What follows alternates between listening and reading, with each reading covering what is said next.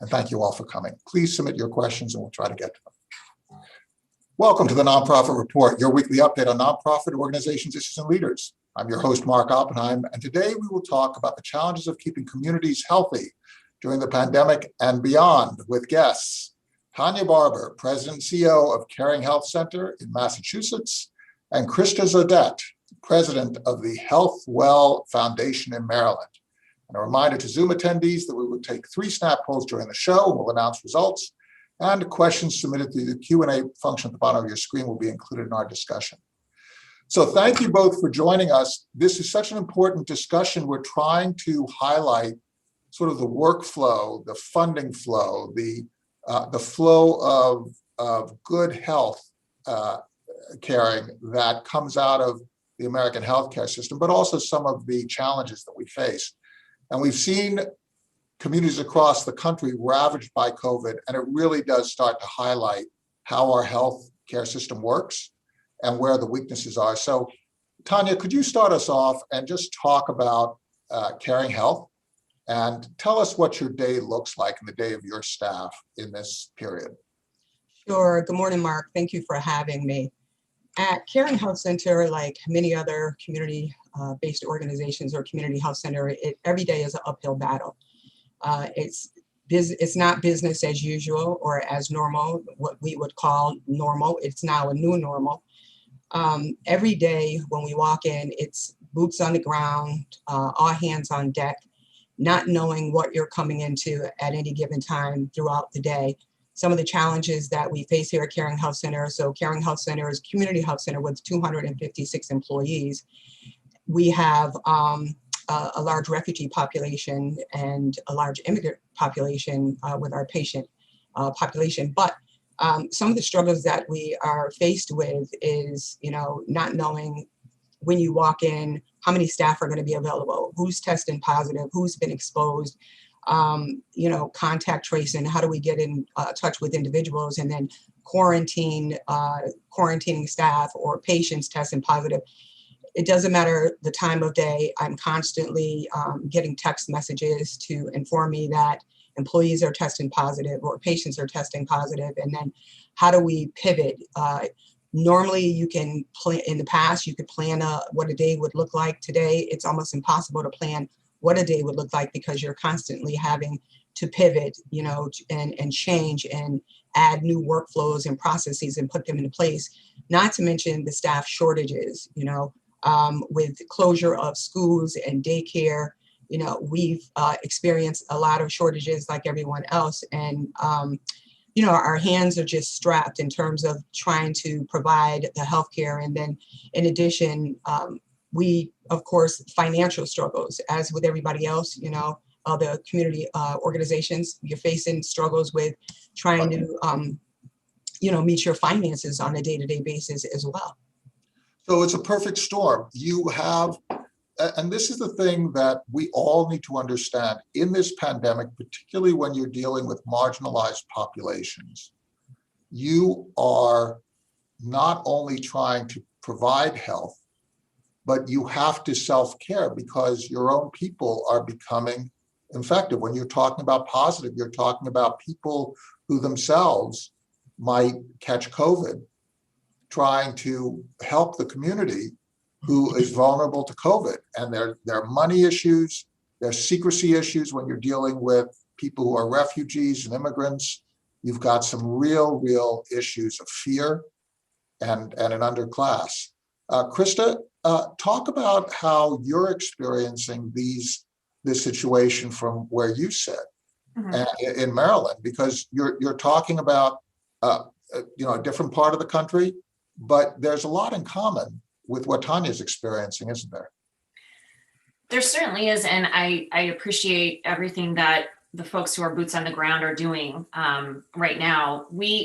Healthwell is in a little bit of a different situation. We were able to go 100% remote back in March of 2020, even with our contact center overnight. And we've been able to continue answering phones and helping patients and getting them enrolled into our program. And you're a funding side, so could you just quickly describe where you fit into this? Because the the funding side is part of this picture. So could you just describe what you actually do at Healthwell? Sure. So we provide premium, coinsurance, deductible, copay assistance to eligible patients in certain disease areas. So we accept donations and they're earmarked for certain disease areas. And then through our networks of strategic nonprofit partners, providers that we are familiar with our program, and pharmacies that are also familiar with our program, they refer patients into us to get them enrolled, and then we help them through grants that are active for about 12 months at that point.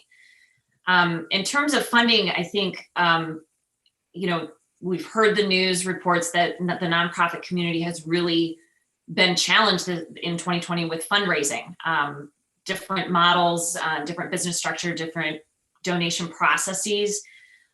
So we totally recognize that the nonprofit community has been really kind of hurt and affected by COVID. Healthwell, because our business model is a little bit different, we get most of our donations do come from pharmaceutical companies. We've been able to actually exceed our revenue in 2020 over 2019, which is great because we've been able to do what we can to help patients. And we've basically been really kind of watching this whole thing unfold. And we recognized back in March that there was going to be some significant issues with patients who were losing their jobs, couldn't go to work because we were in lockdown. And we were concerned, well, what about their food situation? What if they can't get gas to go get tested? What if they're furloughed? How are they now without a job going to pay their premiums? Is there, are there things we can do? These are our this is our wheelhouse. So we set up an ancillary fund for COVID patients, actually not COVID patients, for people who were, struggling with the quarantine, putting food on the table, and people who were struggling with their premium assistance, having lost their job or been furloughed, so that they could keep their insurance, especially if they were, had a chronic illness or cancer diagnosis that they needed to continue treatment for. So we were able to, again, appreciating Tania's point about pivoting through this whole thing, pivot. We've been, just really working to address where we can in our wheelhouse. We were able to open those two funds and help over 9,000 families. And we recently launched a behavioral health fund for frontline healthcare workers as well, to help with kind of their counseling costs, if there's medications, those co-pays, travel costs to and from, different therapies that they might see. So pivot is an excellent word, Tania. Thank you for putting that out there. It's a lot about that. So Tania, we got a question from one of our audience members, and it's really interesting. People are sometimes afraid to get vaccinated. How do your people feel about this, about getting the various vaccines? Sure, Mark, thank you for asking that very important question. We also are dealing with the same concerns here at Caring Health Center from a patient perspective, as well as from staffing perspective. Right now, of course, we're in the phase 2, so we're only administering vaccines to 75 and older, and of course, frontline staff. However, we have conducted surveys. Of our employees, of the 250 something employees, we've only been able to administer vaccines to about 40% of our employees, because the fear of the unknowns. People are afraid that they're going to get sick. People are saying, hey, well, I'm just going to wait for someone else to get vaccinated first and then see what happens to them. Then, of course, there's the religious concerns. And then, of course, we know the community of color. There's definitely been a heightened concern with the communities of color, given the experiences that, happened in the past with the communities of color. So we're dealing with those same challenges, and we're trying to educate patients, especially, let's talk about the ones who don't speak English, right? So our immigrant and refugee population. We are a trusted provider where our patients, because there's a lot of information that's out on social media everywhere, and the patients don't know what to believe and who to believe. So as a trusted provider, we're trying to educate our patients, making sure that we're getting videos in their languages, information in their languages, and to just communicate with them, to give them some assurance that, it's okay, of course, to have those questions. But then, of course, as with everything, there's choice, right? But we're trying to reach herd immunity. And so with that, we're trying to make sure that we're educating our patients, to get that vaccine. But again, there's a huge sense of fear, and it's a constant uphill battle trying to communicate the information. We have town hall meetings regularly with our staff, but even with all of the town hall meetings that we've had with our chief medical officer, we still have a good number of employees who are hesitant in receiving the vaccine. We just finished a poll in which we asked people to characterize American health insurance and the payment systems. Nobody thought it was fine. Half of the people felt that it was too costly. The rest felt it was too complicated or not available for all. How do we deal with this? I mean, it seems like we have two massive gaps. One is cost, which also translates into availability, right? And the other is the information deficit, right? How do we educate people into the use of vaccines and those kinds of things? In a sense, Krista, you want to be put out of business, don't you? Yes, absolutely. Yeah. How do we end up putting more resource into the tip of the spear, the Tanias, and less resource into the administration of the funding process? It seems to me that the administration of the funding process inadvertently kind of embeds these inequalities. And we talk about equality in this nation, but it seems like we are constantly creating structures that place equality out of our reach.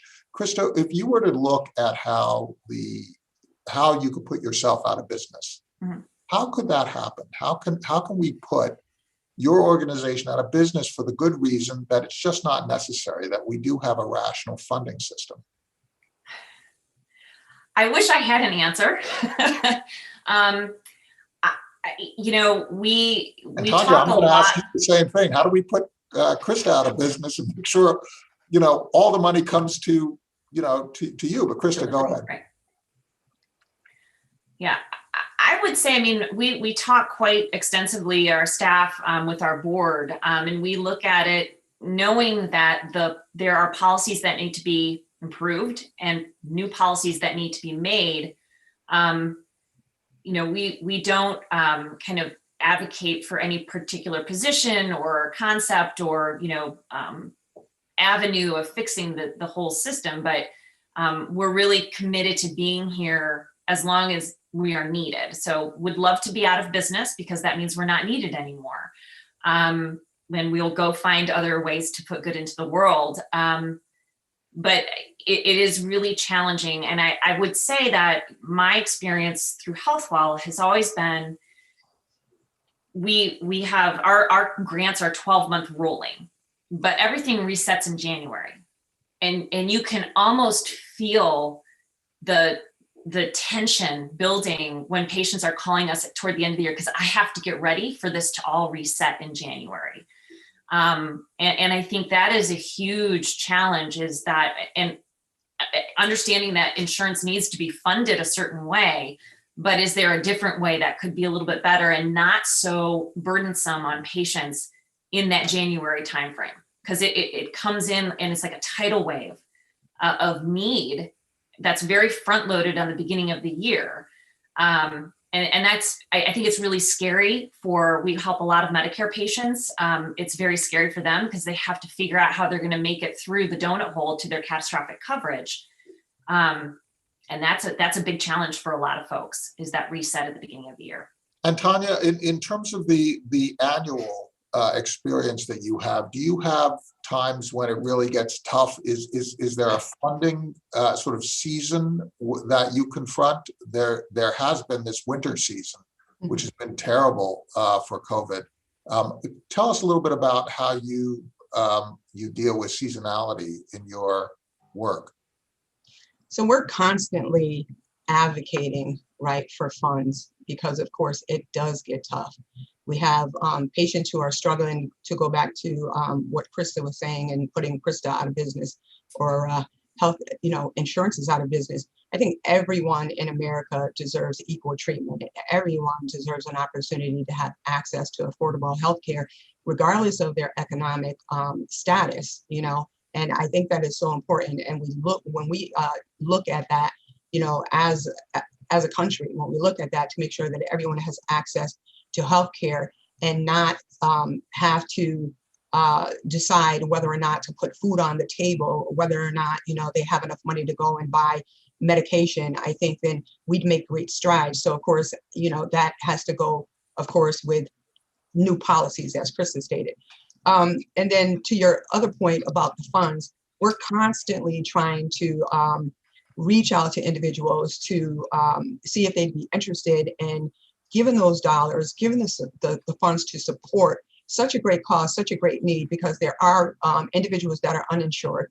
There's individuals, to Krista's point, that especially the immigrant and refugee population, who they've already come into our country, they're already feeling isolated, and now they have to remain isolated even more so. So the fear of going out to the grocery store to get food, and then not to mention that they don't have the funds to get the food, or how about, they live in dense housing, and so they can't even separate. And so being able to have the funds to provide mattresses or over-the-counter medication, to those families. We've been working with foundations who have been very supportive and helping us to get those dollars, to get it into the hands of patients who have a need, for those types of, supplies in their homes. But funds are definitely needed. I mean, even now when they're talking about standing up vaccine sites, and they're talking about mass vax sites, what about the locations that those sites are being erected? They're placed in areas where patients can't access them. They have to get on, use public transit. Public transit is already, that's another space where you really can't socially distance, right? So now they have to get on the bus or try to make their way there. Funds are needed to erect these vaccine sites. For a community health center who already works on or has thin margins, we need those dollars. We want to be able to administer vaccines, not just to our patients, but also be able to open up to the public. So we need resources. We need human resources, and then we need funding resources. We need the dollars, and then we need volunteers. We're short-staffed. The hospitals are short-staffed. We're all trying to figure out, how to make this work. How can we come together collectively to, redeploy, folks to be able to provide this service that is so needed, and funds and resources are key to make this happen. You and Krista have really pointed out something that is so important. You do it in different ways, but this idea of what is the definition of health, right? It's not just physical health, it's mental health, right? It kind of shifts with needs, because it could be housing, it could be food. It could be the issue of trauma, and how do you deal with trauma? It could be uncertainty. We can't become the nanny state that people talk about, and people who talk about that have a point. However, we can't take care of each other as if we are part of one family, because we are. So how do we get there? Let's talk about the coalition that has gelled around you, Krista, and you, Tania, of different people who are part of your network, your partners, the hospitals, Tania, in your case, and the insurance company, Krista, in yours, and also other organizations. What are the most important players in your world? Tania, let's start with you, to ensure that you can keep going. And what other needs do you have beyond money? What other needs do you have for partnership? So some of the key players, the Mass League of Community Health Centers, they've been very instrumental in trying to secure funds for community health centers who are struggling. Not only, let's set aside trying to set up a vaccine site, but just the day-to-day struggle to maintain, as a community health center, to provide safe space for your employees, and then also a safe space for patients to come in. Also partnering with the hospitals, with community-based organizations, just collectively, everyone together, with the schools, Labor Board of Health, just everyone coming together, partnering together, pooling our resources together, and sharing. Exactly, sharing. It's I always use the and the philosophy of it's not about competing, but it's about completing. Now's the time that where we complete each other, where we work together for the greater good to try to, get what we need, and that is to get, this COVID, down, get the numbers down, as you mentioned earlier, getting those numbers down. We know that a number of people have passed away, and we know that the disease itself has stopped spreading. And Mark, you made a point earlier. We talked about masks. It's very important for social distancing, and it's very important for masks. I went to church Sunday rather. I decided to go, I've been in the house, my husband and I, for quite some time. We decided, it's Valentine's Day. Let's go visit a church. I'm not going to mention the church's name, but I went to go visit a church. And when I walked in to the sanctuary space, and it's relatively large, no one had masks on. No one had masks on. I was really disturbed by that. I had my N95 or my KN95 and my husband, and we sat there and we finally decided that it was time to leave, because I said, I can't stay here. As much as I want to stay, I can't stay here because no one is wearing a mask. To your point again about funds, I can't stress that enough. PPE, let's talk about protective, equipment, that we know that prices have gone up astronomically because of the demand and supply. But, just to make sure that you're able to create the infrastructure, put in, like when you talk about facilities, to be able to, Caring Health Center, when we came in here, the organization inside the infrastructure looked one way yesterday, and today it looks completely different. Where do we get the monies to set up telehealth? Where do we get the money to make sure that you're buying the equipment to deploy to your staff? And we don't have the luxury of working 100% remote because we're a healthcare provider. We have to be here. So how do you divide that up? The social divide. How do you get the equipment to the community? So we're expanding telehealth, but we also know that everyone doesn't have access to telehealth. We know that, there's the audio piece that's missing. They might have the telephone, and even with that, they don't all have access to that. Or they might not have the language, right? They don't have the language capacity, right? So there's the interpreter or the telephonic phone service.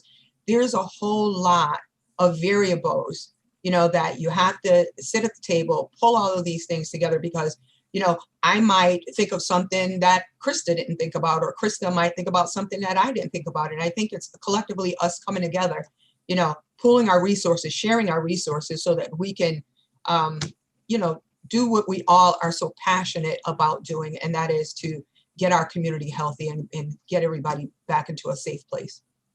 Krista, are you finding that your funding configuration has changed, as COVID has unfolded, and that the gaps that you are filling, that you're filling different gaps than you were previously?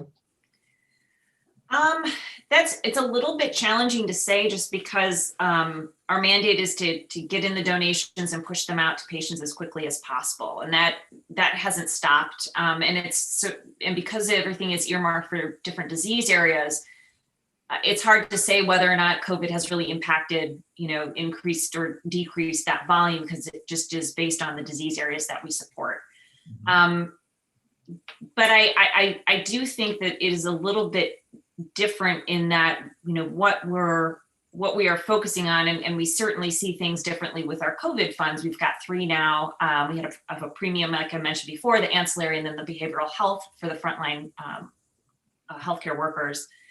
And those have been really different, just because the way that it has been actually kind of pulsed out to the community through our nonprofit partners is very different. And I would say that the ancillary kind of made us like, wow, because when we launch a fund, we do press releases, and our nonprofit partners push out the information to help us get patients in so we can help them. With that ancillary cost fund, we found out that there were actually public service announcements that were being pushed out in local communities. Say, hey, there's this foundation, give them a call. If you qualify, you can get $250 to help with groceries. So I think there was a recognition that there was a different level of need, and it was very grassroots. At that point, it was kind of, which was great. And we were able to help so many people, which was exactly what we wanted to do. But it has been where you kind of, for us, where we have kind of promoted and created some different COVID funds, we're seeing kind of a different way that it's being pulsed out to the community for patients to get into us. So people are responding to you in different ways, and Correct. they're beginning to bring people to you Yes. in response, whereas previously you would have to push the message out. Are you also finding, Tanya, when you're trying to communicate out into the field, are you finding that people are trying to fill in those gaps in ways that are unusual, where people are actually talking through these issues? Vaccination fears, funding needs, trying to reassure their friends that they can actually come in and their information will be held in confidence and that they will receive care. Are you getting that kind of support in the community itself? We are definitely getting that kind of support in the community. I think that, you know, there's several advisory committees that have been set up. The mayor set up an advisory committee. We're also working with the Harvard School of Public Health and the Mass League of Community Health Centers on a RADx, which is Rapid Acceleration and Diagnoses, to expand testing. And then, of course, again, to get the information out to the community. Our community health workers, we're working with our own community health workers because, you know, they had that peer-to-peer connection with the community, just, you know, and they trust the community health workers just to share that information and get it out. So I think that overall, I think that the community is doing a wonderful job in terms of, you know, filling that gap, that need to make sure that this information is getting communicated and getting out there to the public. You know, the NAACP, especially for the communities of color. I know that there's been town hall meetings there. I participated on a recent NAACP meeting. So they are definitely trying to get the information out to lessen the fears that folks have about getting vaccinated. We just completed a poll and we asked whether people plan on getting vaccinated. Now, remember, this is a very select audience of people who are very involved. 10% of the people who responded said that they did not plan to get vaccinated. That's a very high number given the audience that we have. And so we need to really think about this. It is an opinion that is deserving of respect, and it is important that we look at the data. But I do think that the solution isn't a top-down information campaign. It's really an inside out. It's basically us all talking to each other, working through our concerns, looking at whatever information we can get, and making our own decision. As you look at how we can together move our system forward, Krista, I'm going to go to you first, and then I'm going to let Tanya wrap it up since we're at the end of our time.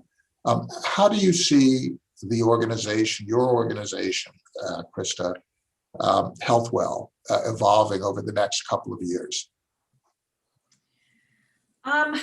So I think obviously we have certain funds that we hope to continue being able to assist patients in. We look to having new funds, but I think one of the things that our COVID funds have really taught us is that the needs are beyond disease areas. The needs are significant across the board for different reasons. And I think my staff is very passionate about finding different out of the box ways that we can help the patients we currently have in a different way, or completely new patients. So we call them special initiative funds, our COVID funds. We have a pediatric assistance fund.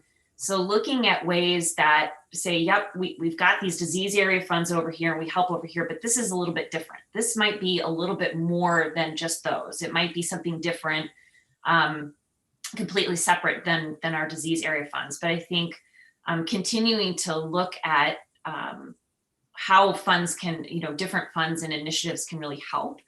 Because there's so many things that impact health. It's not just the treatments you're getting, it's making sure that you have food on the table and a roof over your head as well.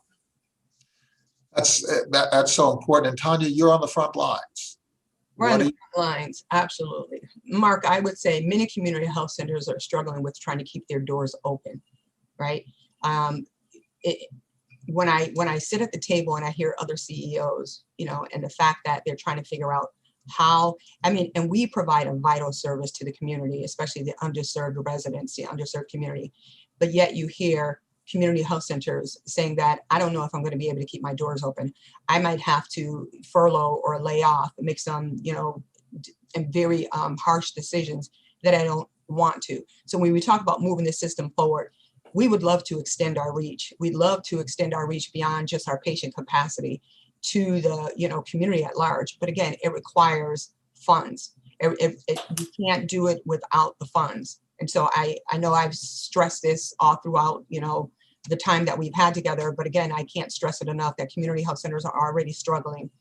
And, it's going to take the funds. It's going to take, the pooling of resources coming together so that we can continue to maintain and be able to continue to provide the services. We're a health safety net provider. We provide to patients regardless of their ability to pay or not.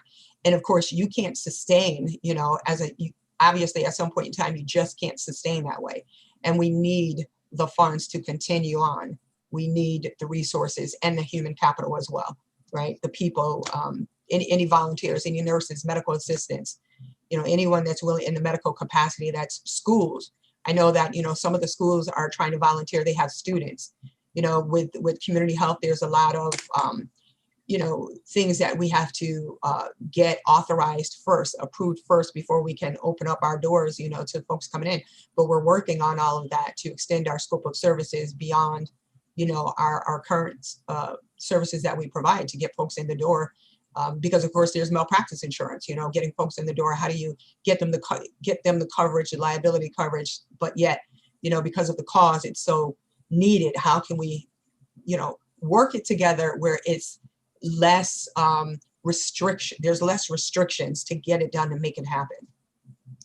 I'm going to ask you one other question, Tania, because John Shaw just raised a good point in response to my point that we should respect people who have different views on vaccinations and talk it through. And he basically said, look, we need to get this done. We can't just be stymied by respect. That's not his words, they're mine, but it was basically the point. You're facing this in your team right now. What do you think about how to deal with this, how to get people to grapple with this issue and bring people together? Do we respect people who have different views? How do we deal with it? How do you deal with it? So I do believe that we have to respect that people have different views. We are in America, right? And choice, we have freedom of choice. I do know that some practices have mandated the vaccine, saying, if you want to continue, working here, we're making it mandatory. I chose not to make it mandatory. One, it's still in trial, right? It hasn't been approved, so you can't make it mandatory when it's still in a trial phase. So, but I chose to make it a choice, but yet at the same time, educate. That's the only thing I can say is educate. But to force someone, I don't think that's the right way either, because we do have, freedom of choice. Thank you so much for clarifying your approach to this, Tania. Tania Barber, President and CEO of Caring Health Center in Massachusetts, and Krista Zodet, President of the Healthwell Foundation in Maryland. Thank you so much for your work. That's the nonprofit report. Attendees, thank you so much. We try to get to your questions. Really appreciate it. Everybody take care, mask up, and stay safe. Thank you all.